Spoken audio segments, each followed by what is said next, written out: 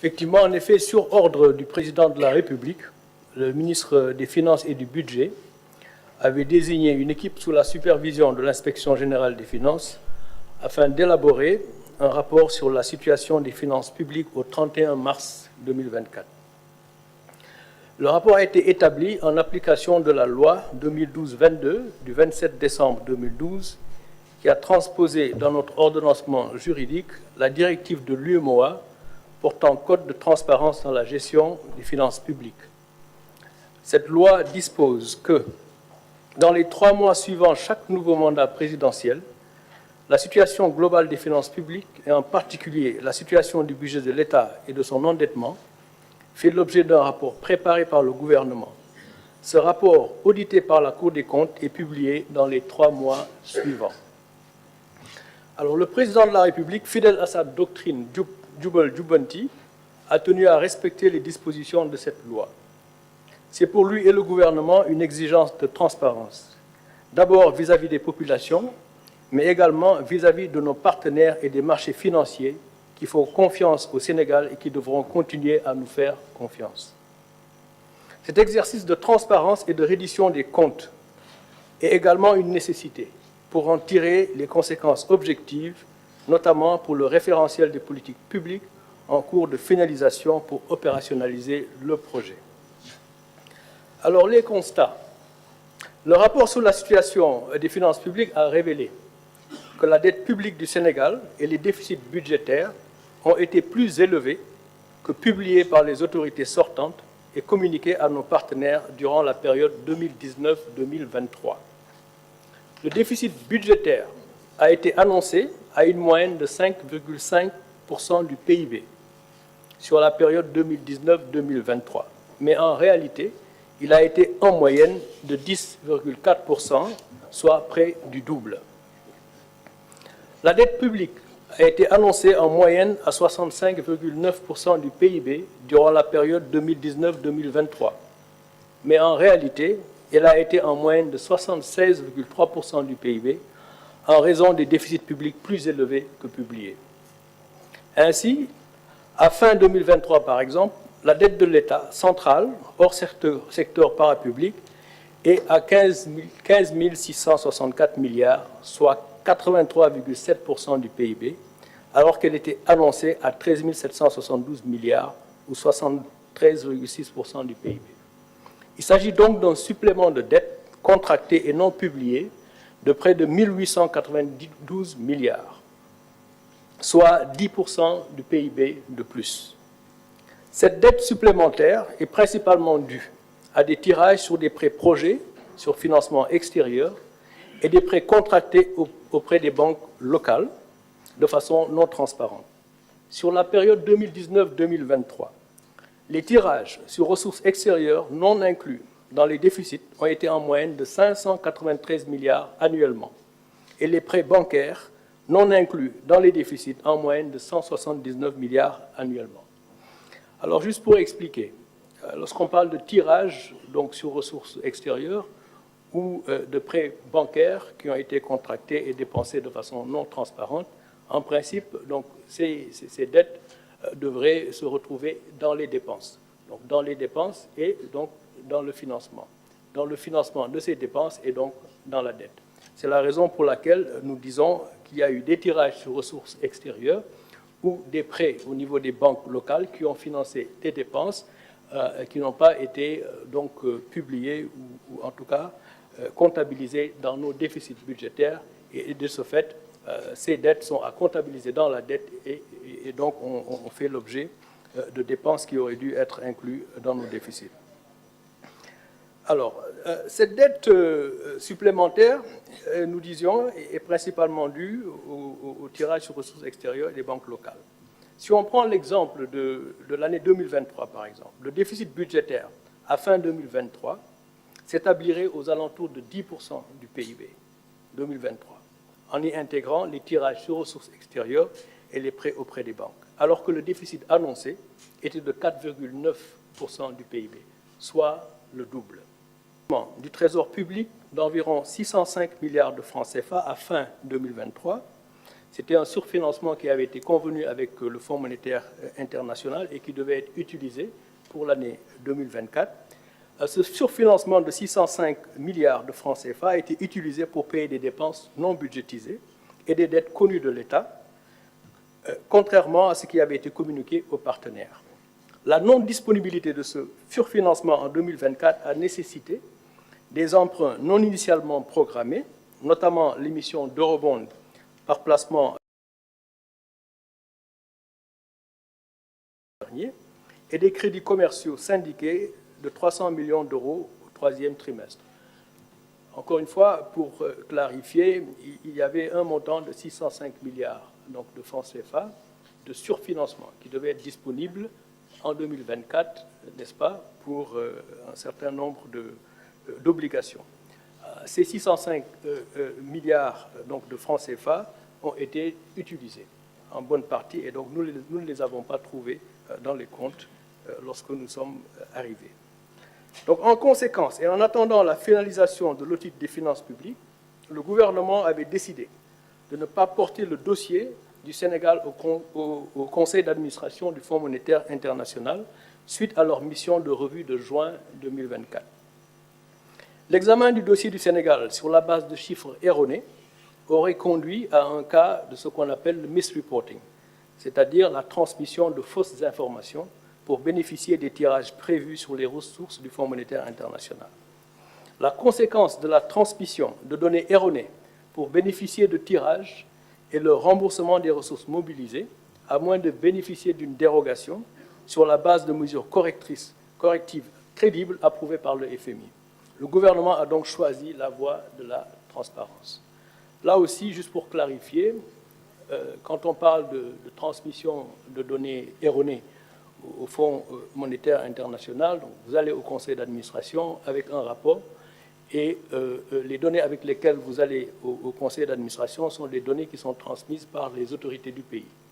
Alors, si ces données donc, transmises ne sont pas correctes ou frauduleusement donc, données ou fournies au service du Fonds monétaire et qu'il y a un décaissement, ce décaissement, en principe, il doit être remboursé. À moins qu'il y ait une dérogation du même conseil d'administration du Fonds monétaire international, s'il y a des mesures correctives donc, qui permettent au pays de revenir sur la trajectoire qui était précédemment donc, convenue. Le Fonds monétaire donc, international a été informé des résultats de l'audit des finances publiques et le gouvernement du Sénégal sera en discussion avec leurs services pour les mesures correctives que nous comptons mettre en œuvre. Ces mesures seront mises en œuvre soit dans le cadre du programme en cours avec le FMI pour mettre les finances publiques sur la trajectoire initialement convenue, ou dans le cadre d'un nouveau programme à négocier à très très court terme et à mettre en cohérence avec le nouveau référentiel des politiques publiques. Alors, en tout état de cause, ce qu'il faut retenir est que ce qui sera convenu avec le Fonds monétaire international sera le programme du gouvernement, afin de mettre notre déficit budgétaire et notre dette sur une trajectoire soutenable à un niveau de risque modéré, voire faible à moyen terme. Ainsi, le gouvernement prend l'engagement de ramener la dette de l'État central de 83,7% du PIB en 2023 à moins de 70% dans des délais raisonnables. Nous nous fixons cet objectif non seulement parce qu'il correspond à nos engagements dans le cadre de l'UEMOA, mais également parce qu'il correspond à nos capacités actuelles d'endettement, compatibles avec une économie saine et prospère, portée par un secteur privé fort. C'est l'ambition du projet du président de la République pour un Sénégal souverain, juste et prospère. En effet, la croissance moyenne sur la période 2014-2023 a été d'environ 5%, malgré les déficits budgétaires effectifs d'une moyenne de 10% du PIB, donc 2 fois qu'annoncé. On a eu une croissance moyenne de 5%, on a annoncé un déficit budgétaire en moyenne de 5%, mais ce déficit budgétaire a été en réalité de 10% en moyenne. Cela veut dire que l'action de l'État par l'endettement n'a pas été efficace. On peut être tenté d'attribuer cette contre-performance à la conjoncture internationale. Mais la faiblesse constatée de la croissance n'est en réalité qu'un retour à nos performances historiques d'une croissance de 4% hors pétrole et agriculture. On sait que l'agriculture est volatile de façon générale. La croissance moyenne, nos performances historiques, c'est autour de 4% de croissance. En effet, la croissance du PIB non agricole, donc lorsqu'on enlève la partie agricole qui est un peu volatile, la croissance du PIB non agricole a commencé sa décélération depuis 2018, donc bien avant la Covid et la guerre russo-ukrainienne. Et cette croissance atterrira en 2024 à moins de 4% du fait de la faible croissance du premier trimestre liée à la situation politique qui prévalait. Alors, donc, je disais tout à l'heure que nos performances historiques, c'est en moyenne de 4% de croissance. Le premier trimestre, il y a eu une forte décélération, on le sait tous, à cause de la situation politique qui a prévalu. Et la croissance va reprendre donc, pour les 3 trimestres qui suivront, mais va atterrir à une moyenne qui sera certainement 4% ou moins à cause des performances du premier trimestre. Alors donc, le Sénégal en est donc au même point qu'avant 2012-2023. En ce qui concerne la croissance, il n'y a donc pas lieu de s'alarmer outre mesure. Il faut regarder l'avenir. Le plan Sénégal émergent, dans son plan d'action prioritaire 2014-2018, avait indiqué que des investissements publics massifs étaient nécessaires pour jeter les bases d'une forte croissance et les plans d'action 2018-2023, au-delà des relances post-Covid, prévoyaient que le secteur privé prenne le relais de la croissance. Tel n'a pas été le cas, étant donné la vérité des chiffres. Autrement dit, dans, disons, les 12 dernières années, dans la première moitié, ou le premier mandat, il a été question de beaucoup investir en s'endettant pour jeter les bases d'une croissance beaucoup plus forte. Et le secteur privé devait prendre le relais. C'est vrai, il y a eu la crise de la Covid et il y a également eu la crise russo-ukrainienne. Mais disons qu'il demeure que le secteur privé n'a pas pris le relais de la croissance et le déficit budgétaire dans cette stratégie a été le double de ce qui a été annoncé. Néanmoins, la croissance a été donc en décélération depuis 2018, donc bien avant les 2 crises qui ne peuvent pas être utilisées comme prétexte de ce point de vue.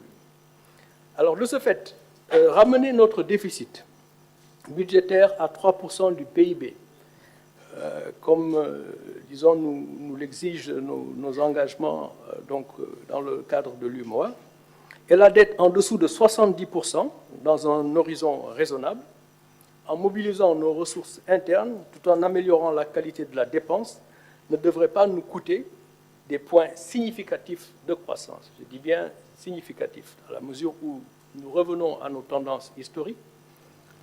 Notre projet qui vous sera présenté ultérieurement devrait nous permettre de reprendre la croissance, mais ramener le déficit à 3%, la dette en dessous de 70% du PIB dans un horizon raisonnable ne devrait pas nous coûter donc des points de croissance significatifs. Il nous faudra alors faire une revue systématique des projets et des programmes sur financement extérieur pour déterminer ceux qui doivent se poursuivre et ceux qui seront arrêtés. Ce travail est déjà en cours afin d'améliorer l'efficacité des investissements publics. Les dépenses de fonctionnement seront également rationalisées, notamment par la réduction des subventions à l'énergie, nous y reviendrons, une stricte application des procédures de marché public, la maîtrise de la masse salariale et des stratégies d'optimisation de la commande publique et d'utilisation des biens et services par les administrations.